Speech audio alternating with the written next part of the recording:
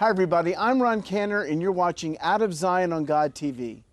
There's a phrase that we used to use in Bible school that I've all but purged from my vocabulary. It's the phrase, my ministry. We used to ask each other, what's your ministry? I think this will be my ministry. Now, of course, we all have unique individual callings, but rarely does someone fulfill that call alone. Yes, when the disciples scattered after Stephen's death, Philip goes to Samaria alone. But what's the first thing he does when the Holy Spirit is poured out? He calls for apostolic backup, and those stalwarts, Peter and John, are sent to help him. We don't see this concept of my ministry. The only time it is used is when Paul says, I magnify my ministry in his efforts to win Jewish people to Yeshua. But Paul was the ultimate team player. He begins his ministry serving Barnabas as a junior apostle. As the grace of God grew upon him, he becomes the team leader with Barnabas and John Mark. Afterwards, we see Paul with Silas and Timothy and Titus. Maybe no congregation was closer to Paul's heart than Ephesus. Before he goes to Jerusalem, he sends for the team of elders, not just the senior pastor alone. These are men that he's raised up into leadership. From there, he goes to Jerusalem and he meets not just with James, but James and the apostolic team. In our ministry here in Israel, we have a team of 5 couples in Tel Aviv.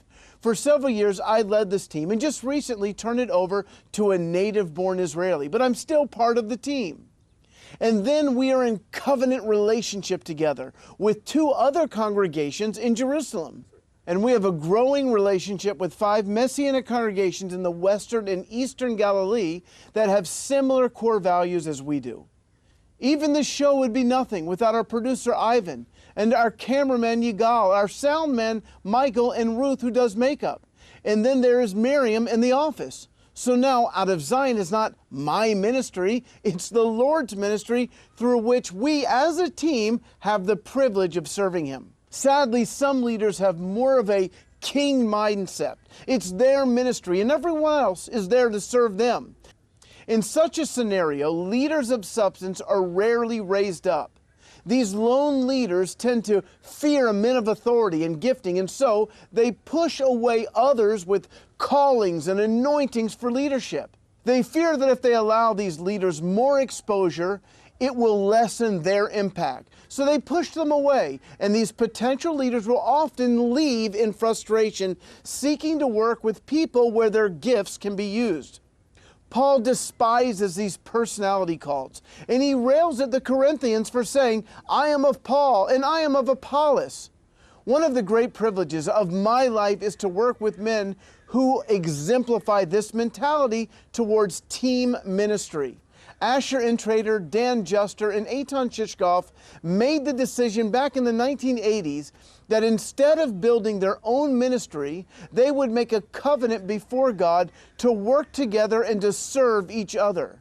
From that commitment, dozens of congregations have been birthed in Israel and in the U.S., not to mention Bible schools and discipleship training centers. This is called synergy.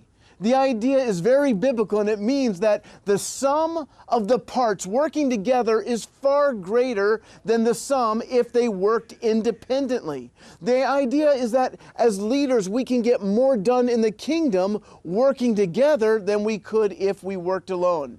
But that takes commitment. It means not quitting when someone disagrees with you. It means embracing humility and rejoicing when your brother succeeds, not just when you do. It means preferring others above yourself.